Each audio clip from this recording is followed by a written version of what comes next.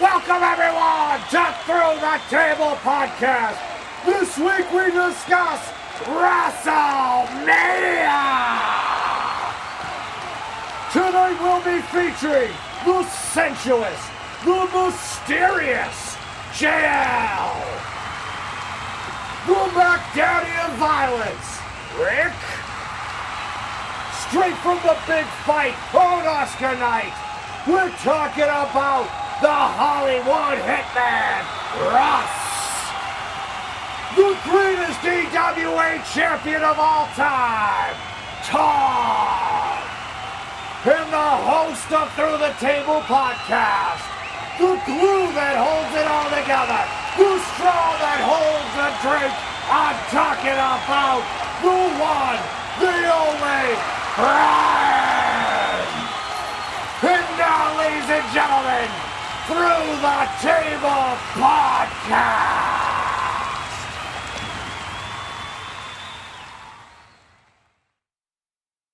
Speaking of Andre the Giant Memorial Battle Royal winners, when's Claudio coming around? Soon. I mean, they keep Eddie Kingston keeps talking about him left and right all the time. Mm-hmm. Well, they need two people. Yep. Whatever that faction is going to be called, they need two guys. Well, if you notice that Low Key and Homicide have been tagging lately, I bet they're the two that come in. I really do. That's what I was thinking. Because if it's not going to be Hernandez, because him and Kingston don't get along. They don't get along. No. So he said if he ever saw him again at a show.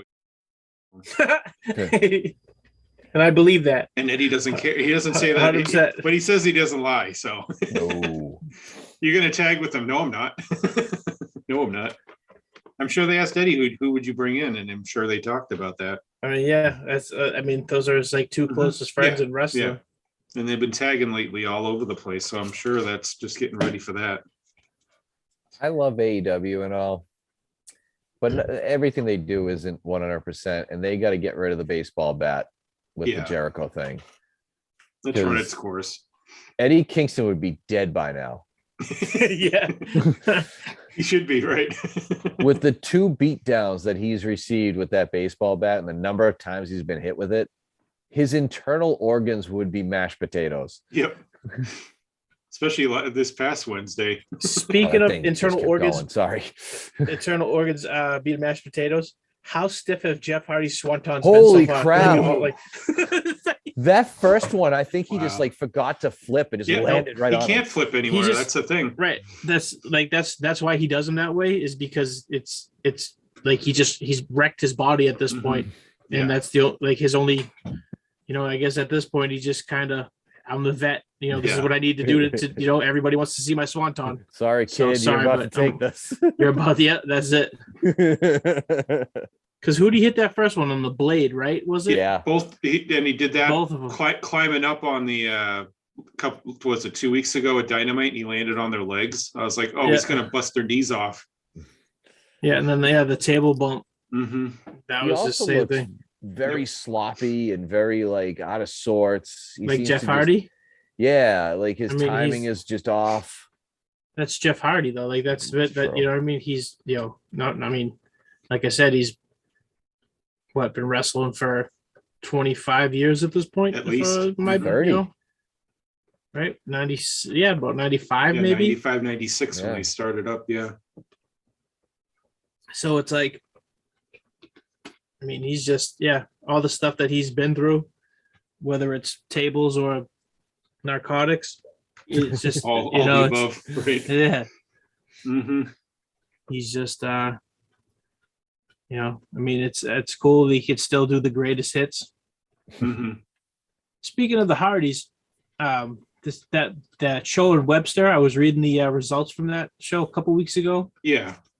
Oh, I thought you were talking about the old TV show Webster. I was like, what does this have to do with the Hardys? What does Mr. Papadopoulos have to do with the Hardys? They actually sold out tickets 2 weeks before the show. Oh, no kidding. So I couldn't even get tickets for it.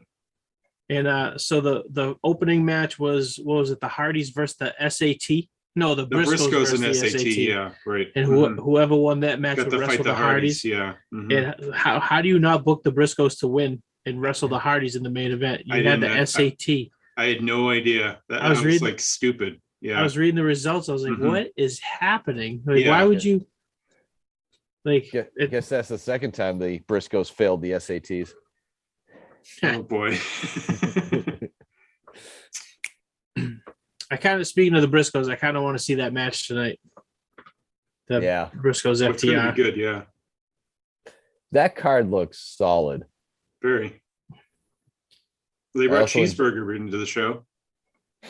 What's that? They brought Cheeseburger into the show. He was on Jesus. 0 Hour. Somewhere Bob Evans is sad. Eli Islam and him fought the Gates of Agony, Khan and Teo. None of that sounded real. Whatever happened to AOP? Khan was in the Shane Taylor promotions. He was one of the guys. Oh, okay. And Teo's been working a lot of the Elevation and Dark matches, and TK really likes him a lot. So I think he probably hired him for Ring of Honor. Right. And it looks like that AQA lady's going to be at Ring of Honor now. She also was on the pre-show. See, and that's cool too, because like we said, we didn't understand the signing. Right. Obviously, he likes her. He sees something in her. I bet she stays down there right now. And that's where she needs to be at the moment. Yeah. Because I guess the backstage is Brian Cage. He's involved somehow with Ring of Honor. He's going to be in there for a while. Brian Cage? Yeah. I read a thing, an interview about him actually today. And he was all saying how, he was like talking about his AEW contract and how like Tony Khan didn't want him working any WrestleMania weekend shows and, blah, blah, blah, all this stuff. But it's like you have like Moxley, you have like a couple other people working like GCW and Joey Janela's like shows and stuff. They're like working that. all over the place. So why wouldn't Brian Cage? I mean, unless that's what it is. Like it's just kind of like a kayfabe thing, and he's gonna. I think that's all it is. Is it just he's gonna show up there and he'll probably work somewhere tomorrow. I bet. Because he's been doing that Warrior Wrestling and other people's stuff all the time. Right. Just this weekend, he's not. I bet it's just to make it a surprise. He's there. They said people have seen him backstage. That was the other thing. If Cesaro doesn't go to AEW, they're also saying probably at Ring of Honor. See, like as much as that would be cool, because it's kind of like he's going back to his roots or whatever, but if you have someone like Cesaro or Claudio Castagnoli or whatever he's going to be called, are you really going to put him in Ring of Honor when you can be using him on AEW TV? Well, they're talking about tonight. They want to make some surprises and just make it like a lot of like Samoa Joe's rumored to be there as well tonight. I mean, who knows which of all this is true, but right.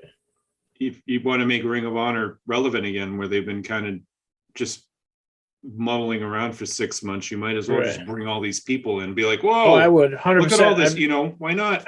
I'd have Punk show up. I'd have Joe show up. Have all these people show up. Doesn't have to stay there. Right. I mean, Regal's going to be there scouting Wheeler Yuta's match. So, I mean, why wouldn't Danielson be there? Regal on commentary. Speak that you just reminded me. Oh, fantastic. Mm-hmm. And the best is the fact that he will, like, I don't know if it's the gimmick or what, but he refuses to call Excalibur. Yeah. The guy in the mask. Guy in the mask. Yep. Man in the mask. Yep. Man in the mask. That is a riot. I'm sure it's all done on purpose, but it's so funny. Yep. He did. I like the first time I was like, what? He's just like, oh yeah, Tony Schiavone, it's been a pleasure. Jim Ross, Man in the Mask. And I was like, oh my god. He's hilarious anyway. I always thought every time he had an interview or something, it's just he's hilarious. Oh, great comedic timing. And he just and the great thing about him is he was never afraid to show his ass. You know what I mean? Like he had no problem. You know what I mean? He drank pee on TV. You know what I mean? It was just like it's like he really can't. Anything. He would, yeah. Just like, I mean, everything he did was awesome. Whether it was just him and Tajiri. Yep. Oh, that was great. It's like you would have never have thought that would have been like a hilarious, a hilarious pairing. And then right, exactly. Just, yeah. Yeah. Mm-hmm. Right. William William Regal's amazing. Regal's amazing. Mm-hmm. And those facial expressions are just out of this world. And I like this whole group he's got going on. I like this a lot. I don't know how Wheeler Yuta is going to fit into this thing. I don't see how he's going to. Wheeler Yuta he just doesn't interest me. See, when he first came in, I was like, okay, like I've seen him at Beyond a few times. Yeah. And he's but lately he's like, I'm trying to think, like, he's like smooth. You know what I mean? It's just, he's great in the ring. Oh, he's unreal. And he's only been doing it for what, like 4 or 5 years or something, if I'm not mistaken. I want to say since like 2016 or 2017. So not 5 or 6 years at most. Yeah. Right. I saw him in MLW when he first started, and he was so green. He's outstanding from like when he first started. I mean, you could see he was going to be decent. So, I mean, I think it'd be a good fit. I think he's just going to be in the protege role. It's going to be perfect for him. He can actually develop a character and be able to talk and whatnot after a while. Right. And see, it's cool too, because you get him away from the best friends, especially now with the best friends. It's like you have like the Danhausen and Orange Cassidy. Yep. I can see them at some point being a tag team. For sure. Like once Danhausen gets cleared, I'm sure. Or Orange gets cleared. Or Orange, right? Yeah, since he's out too. That's true. And I don't know. I don't know exactly how long like Chuck Taylor and Trent's contracts are up. I mean, they were pretty much one of the first people to sign with AEW. They were like day one kind of people, I think. So it's like Trent will stick around. I'm not sure about Taylor. And that's what I was thinking. Trent's not going anywhere for sure. Yeah, they love Trent. And honestly, he's like, I'm surprised he hasn't been used like higher up in the card. I think they were planning on it before he had the neck problem, and now they're just being cautious with him. Right. He will get up there once they break them all apart, because Best Friends isn't going to stay around long, as you can tell. It's starting. Judging by Trent's tweet today about Orange Cassidy, it's probably not going to be. That's what I'm saying. Is he's going off on his own, and that's when they start to give him the push. I think they were just bringing him back slowly from the neck injury, just making sure everything's good before they start, strap any rockets on him or whatever. Right. Because he has been since he came back, like he's been kind of you can tell something's, I guess, wrong with him. Well, not wrong. Yeah, he doesn't like how Best Friends has been since he was gone. Like he doesn't like all these people are in that he has probably hadn't any say about or whatever, Right. Yeah. And I guess Statlander's not officially out of the group, but she's not hanging out with the group anymore. Not that she was really a part of it, but I guess they had her a part of it while he was out. Right. Is she not an alien anymore? Yeah, no, she's kind of changing that gimmick around now. About time. It's a shame. It was kind of unique. Yeah, but it was like, as much as it was unique, there really wasn't much behind it. It was like the only thing that was really alien. She had like the weird face paint, and the nose boop. Right, and like that nothing else. All she did. Right. Yeah. Like there was really nothing else alien about her. Right. Character. Okay. Like sideways. Teeth in it. Like a UFO. Oh boy. Looks like the freaking Sarlacc pit in Return of the Jedi. Wow. Didn't know we were going that way.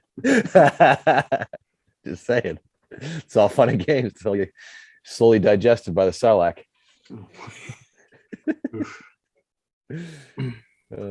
Brian Cage he was the mystery guy for Tully Blanchard. All right. He showed up and he squashed Ninja Mac in 3 minutes. Oh no, I like Ninja Mac. You mean Quang? No, Ninja Mac. Ninja Mac's much better. But like JL saying that weird karate guy. Like, no. He looks like Quang though. I'm kind of surprised Ninja Mac worked for Ring of Honor. I guess before Tony Khan bought it, he had signed a contract to work the show. Oh, no kidding. Okay. Tony kept his said, hey, you signed a deal, we'll get you on the card. They just didn't announce it till just a couple days ago. That Right. Yeah, you know, he's I gonna like fight that someone. about Tony Khan. He'll honor that stuff. Yep. I mean, does he come back? Why not bring him back? He's worth it to me. I definitely think they should put it like I mean, just keep him in Ring of Honor for a bit, have him get a little seasoning, and then I think he'd be good on. He's Jack Evans, but not as sloppy and more believable because he's not 137 pounds. Right? Yeah. Mm-hmm. Yeah, he's got a little bit of beef to him. Right. But yeah, I wouldn't mind seeing him in Ring of Honor or even AEW. Mm-hmm. Yeah, I could see him in Ring of Honor for a bit. I think that's where a lot of the younger guys are going to wind up going and getting more seasoning in there. Oh yeah. Mm-hmm. And Brian Cage with Tully really makes sense. Yeah. Because he needs somebody. Right. And he's going to do all the talking for him. Yeah. He needs that. That's what he needs. Exactly. And just keep him as a killer. He doesn't need to talk. Yep. So is I guess is Ring of Honor I mean, not so much our storyline is going to continue. You know what I mean? Like, so if Brian Cage showing up with Tully Blanchard at Ring of Honor, like, is he going to show up on Dynamite at some point with Tully Blanchard, or is, you know what I mean? Like, or is that from what Tony Khan was saying is there will be some things that do go back and forth between the two promotions. Okay. It's not all going to be separate. Like if FTR wins, you're going to hear about it. Not to cut off a change subject real quick. That's fine. Ricochet just did the slowest Hurricane Rana I've ever seen in my life. Slower than Almost would? Yes. Wow. Lower than Jason would have. No. You can't go that far. Jason couldn't have got up there for it. So slow and deliberate. It was awful. Anyway, yes. So back to, I think I can see them doing both. There'll be some crossovers depending on who it is and what they're doing. Yeah, for sure. Well, because TK is going to want eyes on the Ring of Honor product too. Yep. And he said if he had it in his own mind, he wouldn't have done this show, but he couldn't change the date because they already sold a bunch of tickets for it. So he doesn't want to do anything WrestleMania weekend at all related to it. Yeah. He wants to keep it all separate, but he goes, the date was already booked months and months ahead. I couldn't stop it. He strikes me as the type of person that probably would have reached out to Vince or to somebody within WWE and explained, look, this isn't a shot across the bow. This was already set up. Yep. That's why he kept saying it. That's why he said it to the press over and over again this past week. He goes, hey, this was set up a long time ago. I'm just fulfilling the contract. I wouldn't usually run this because I don't want to have anything to do with, that's their stuff. I'm not going to jump on it and try to get people to buy money and all that for their stuff. Didn't he run a house show last year? Not against Mania. Yeah, did he? No, it was in Jacksonville. I mean, it's still Florida. I mean, I don't exactly know how geography works in Florida because I've only been to Orlando. But that's like 5 hours away. It's nowhere is it really? close. Oh yeah. It would. Orlando's in the middle of the state. I'm such a Massachusetts. The middle of the state, and Jacksonville's up at the top of Florida. It's nowhere close to each other. It would be the equivalent of having Mania in Boston and AEW running a show in Albany, New York. Right. Mm-hmm. Wow, that's ridiculous. Yeah, it's about 5 hours away from each other. Yeah. I'm just so used to you could just drive 2 hours in any direction and be out of Massachusetts. You know what I mean? That blows my. Okay.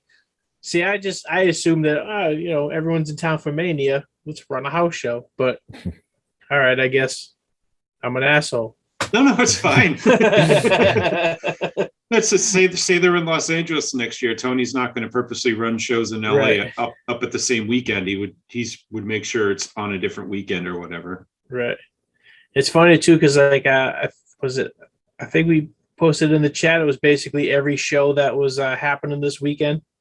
Yep, I put up the list at all the independent shows that were there, and it was like same thing. Like I was reading them, it's like where they are. I'm like, I don't know what any of this is really like. Especially in Texas, I just know Texas. Like every town is like 3 hours away. Well, Dallas and Fort Worth are basically like sister cities, and then Arlington's about 20 minutes west of them, and that's where Mania is, in Arlington. Yeah. Most of the indie shows are in the Dallas-Fort Worth area. There's a few that are closer to Arlington, but not too many. I see. Yeah, like Irving's got a couple. Yeah, right. Irving's like between the two, right? Yeah.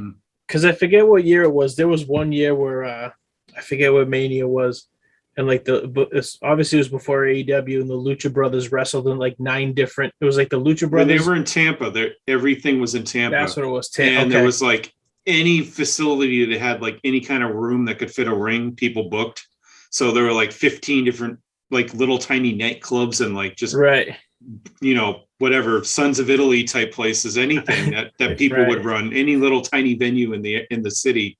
I remember the Lucha Brothers did 9 shows, and like Santana and Ortiz did like 8, 7 or 8. Right. It was in like 4 days. Yeah. They did like as many shows as they could get on.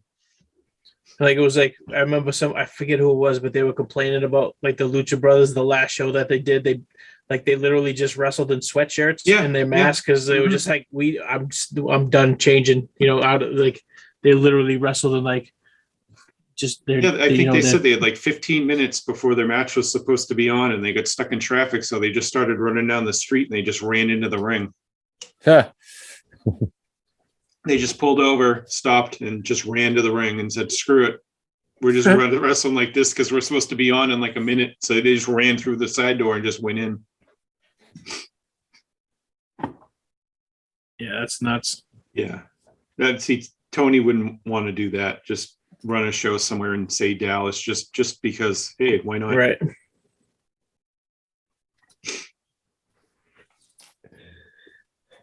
I mean, it makes sense for other companies to do it. You know what I mean? Especially when you have like when you have like the collective stuff where it's, I mean, I guess it's all GCW, but they run it under different, like I know Beyond did a couple collectives and stuff, when they. Yep. I think it was last year in Florida. Effie's Big Gay Brunch tomorrow, and Joey Janela's Spring Break, and then there's isn't Ninja Mac running a show too? I think so, yeah. Under their names, but he's supposed to be in charge. And then they had what was it, like Bloodsport was last night. Bloodsport. That was yesterday at like 4. It was the weirdest time. Yeah, it was like 4 in the afternoon. But I guess it was like awesome. I mean, the card looked amazing. Mm-hmm. I think it's honestly, I think I want to go. Oh no, that's GCW. I was going to say Usyk and Moxley had one of the best matches on the show. Yeah, I heard it was like, and Usyk got busted open big time, but they just went like wild, and Thatcher looked awesome. I heard Dickinson and Suzuki was pretty good too. Yeah. For Dickinson's first match back in like 9 months, he did well. And then Suzuki fought Killer Cross a few minutes ago. A few minutes ago. And New Japan's running their show. It started at like 6:30. Oh, because Suzuki's supposed to wrestle Rhett Titus tonight too. So so he's on his way. He's on his way over there. Yeah. They started he was in the second match of the night. That's I don't know how close the places are, but yeah. Yeah, Suzuki will be TV champion in a few hours.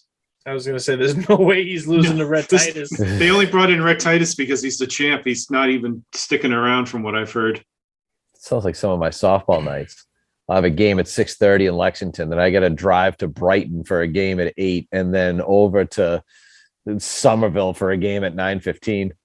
Moxley, this is what, 4th match in 4 straight days now. He's fighting Ospreay in the main event, apparently. Okay, yeah. So he's wrestled. Suzuki squashed Killer Cross, apparently. Yes. Poor Killer Cross. That's all they said is Suzuki kicked. I guess he probably didn't give Killer Cross much. I hope not, because I hate that guy. He's just, I don't know. That's what it says. And of course, Daniel Garcia worked the show. New Japan? Yep. Sports entertainer Daniel Garcia. And their version of Madcap Moss. He really does have the suspenders in the belt. It's got to be a shot at Madcap. It has to be.